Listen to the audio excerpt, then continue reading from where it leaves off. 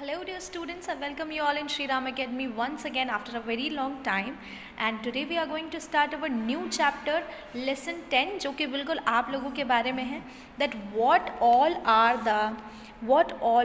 the things, what all are the qualities we should inculcate, you should inculcate in yourself. So today we will be discussing about कि ऐसी कौन कौन सी चीज़ें हैं what you should have, what qualities you should inculcate in yourself, अपने अंदर कौन कौन सी qualities होनी चाहिए that will make you to be most wanted in front of every friend and in front of society. तो ऐसी कौन सी चीज़ है जो आपके पास अगर होगी, ऑफ कोर्स आप लोगों के पास अगर वो क्वालिटीज़ होंगी तो you all are going to be very very demanding in front of your family, in front of your relatives and your family members, also in front of your friends. ऐसी कौन कौन सी क्वालिटीज़ हैं जो आपको society में, चाहे वो relative हो, फैमिली हो, कोई भी हो, वहाँ पर आपको सबसे ज़्यादा पॉपुलर बनाती है और आपको डिमांडिंग बनाती है. So let's just start this chapter with a beautiful smile के lesson 10 children who are wanted every hour. तो कौन से ऐसे चिल्ड्रन हैं, ऐसा कौन से बच्चे हैं जो हर वक्त जिनकी डिमांड होती है, जिनको चाहते हैं कि हाँ ये बच्चा करके दिखाएगा और ये चीज़ें वो करके दिखाएगा.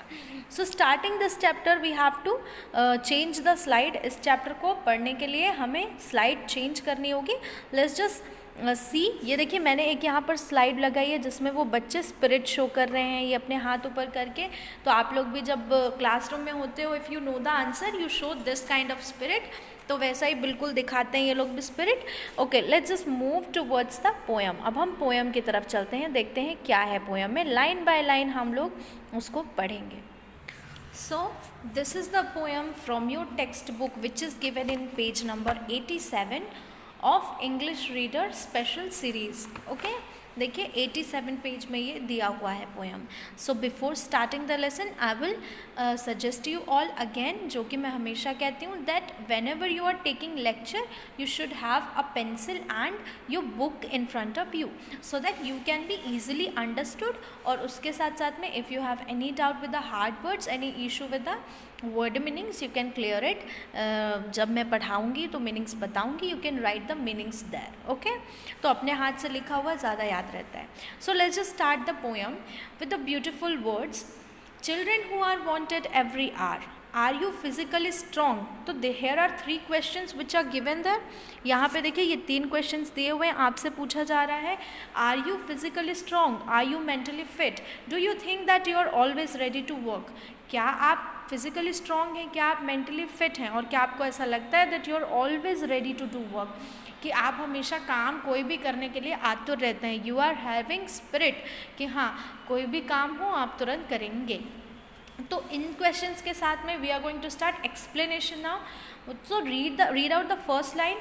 Children of spirit, children of will, children of muscles, brain and power, fit to cope with anything, these are wanted every hour. मतलब क्या हुआ इसका, देखिए चिल्ड्रन ऑफ स्पिरिट, जिनका साहस आगे होता है. साहस इन द सेंस जो चाहते हैं कुछ नया करना, और जो कभी भी कुछ नया करने या फिर कोई भी काम करने से कतराते नहीं हैं. तो साहसी बच्चे, जिनके अंदर साहस है कि हमें ये करना है. चिल्ड्रन ऑफ विल मतलब इच्छा. If they have will, willing power है उनके अंदर ये इच्छा है कि उन्हें ये काम करना है, उन्हें ये चीज़ करनी चाहिए. मतलब उन्हें पढ़ना चाहिए, उन्हें टाइम पर उठना चाहिए, उन्हें होमवर्क करना चाहिए. तो अगर वो विल पावर है उनके अंदर, ठीक है. फिर है children of muscles, brain and power. तो जो प्रॉपरली अपनी डाइट को फॉलो करते हैं, खाना खाते हैं, और इसके कारण उनकी ग्रोथ हो रही है, और उनके पास मसल्स हैं, ब्रेन है और पावर है. तो fit to cope with anything, ठीक है.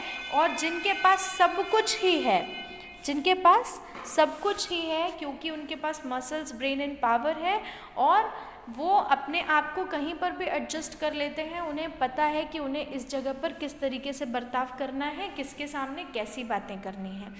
These are the wanted every hour, मतलब यही वो बच्चे हैं जिनकी ज़रूरत हमें हर वक्त होती है. यही वो बच्चे हैं जिनकी पहचान बनती है अलग, और यही वो बच्चे हैं जिन्हें डिमांडिंग कहा जाता है और जिन्हें बार बार पूछा जाता है, चाहे वो कोई भी काम हो. फिर हम बात करते हैं नेक्स्ट पैरा की. Now just move to the next paragraph. Not the weak and winning drones. Okay, not the weak, not and winning drones who our troubles magnify, nor the watchword of I can't, but the nobler one I'll try. तो not the weak but winning drones, मतलब वो बच्चा जो कमज़ोरी ना दिखाए, जो ये ना बोले कि हम ये शायद नहीं कर पाएंगे, मतलब जो बच्चा कमज़ोरी ना दिखाए और वीक बन के ना बैठा हो, ठीक है, जबकि उसके पास हो साहस, एक जज्बा हो कि वो आगे जा कर के करके दिखाएगा, तेज़ दौड़ कर दिखाएगा, मतलब कोई भी काम को करने के लिए उसके अंदर कैपेसिटी हो. who are troubles magnify, मतलब और वो ऐसा भी हो, ये देखिए ये वाले लाइन का क्या मतलब है, और वो ऐसा भी हो जो हमारी ट्रबल्स को यानी हमारी परेशानियों को समझे, किसी की भी दिक्कतों को, परेशानियों को, तकलीफ़ को समझ के उसे सॉर्ट आउट, यानी प्रॉब्लम सॉल्वर होना चाहिए, वो उसे सॉर्ट आउट करे, तो प्रॉब्लम सॉल्वर हो वो. Not the watch word of I can't, और जिसके पास ये आई कांट वर्ड ना हो. आई कांट का मतलब क्या हुआ कि वो नहीं करना चाहता, मैं ये नहीं करूँगा. आई कांट बोलना ना जानता हो, जो क्या चाहता हो, जो आई कांट की जगह पे बोलना चाहता हो I will try, I will try.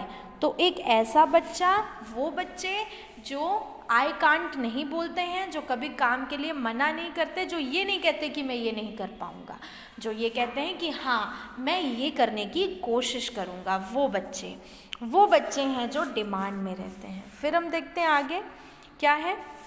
Do whatever you have to do with a true and earnest zeal, bend your sinews to the task, do it with an honest will. मतलब जो बच्चे करते हैं वो काम जो उन्हें दिया गया है, मतलब do whatever you have to do, तुम्हारा जो काम है, जो तुम्हें करना है, just do it with a honesty, with in a honest manner, with a true and earnest zeal, एक सच्चाई के साथ में और एक उत्साह के साथ में. ज़ील का मतलब होता है एंथुसियाज्म, मतलब एन्जॉयमेंट के साथ में, एक पावर के साथ में, एक साहस के साथ में. तो do it with a true and earnest zeal, bend your sinews to the task, मतलब जो तुम्हारे सिन्यूज हैं, तुम्हारी जो आहें हैं, जो तुम्हारी नस नस है, वो जब भी कोई काम करें तो मन से करें और नस नस का पावर लगा दें, है ना, यानी अपनी नस नस का पावर लगा दें और सारे काम बड़े ही पावर के साथ में करें. And do it with an honest will, और जो भी काम करें बड़े ही सच्चाई के साथ में करें. ऑनेस्ट विल मतलब तुम्हारी इच्छा ईमानदारी के साथ होना चाहिए, ये नहीं कि किसी ने अगर तुम्हें बोला है कुछ काम करने के लिए तो तुम कर रहे हो, है ना. तो हमें क्या करना है, हमें whatever you have to do it with a earnest zeal, मतलब अपनी कमाई हुई जो ताकत है, जो साहस है, जो उत्साह है, उसके साथ वो काम करना है. और उसके साथ साथ में कोई भी काम अगर हम कर रहे हैं उसमें हमें जी जान लगा देनी है, और do it with an honest will, और हमें वो काम बहुत ही ईमानदारी के साथ में करना है. यही वो चीज़ें हैं जो बच्चे को डिमांडिंग बनाती हैं, ठीक है, जो आपको डिमांडिंग बनाएंगी सोसाइटी में. In the workshop, on the farm, at the desk, wherever you be, from your future effort, children, comes a nation's destiny. Okay. So now, in a workshop on the farm, अगर आप workshop में हैं, if you are at workshop on the farm, अगर आप किसी workshop में हैं, आप कहीं पर काम कर रहे हैं, या फिर आप कहीं फार्म में हैं, खेत में हैं, कहीं पर भी हैं, या फिर आप डेस्क पे हैं, या मतलब आप ऑफिस वर्क कर रहे हैं, वेर एवर यू बी, कहीं पर भी आप होंगे.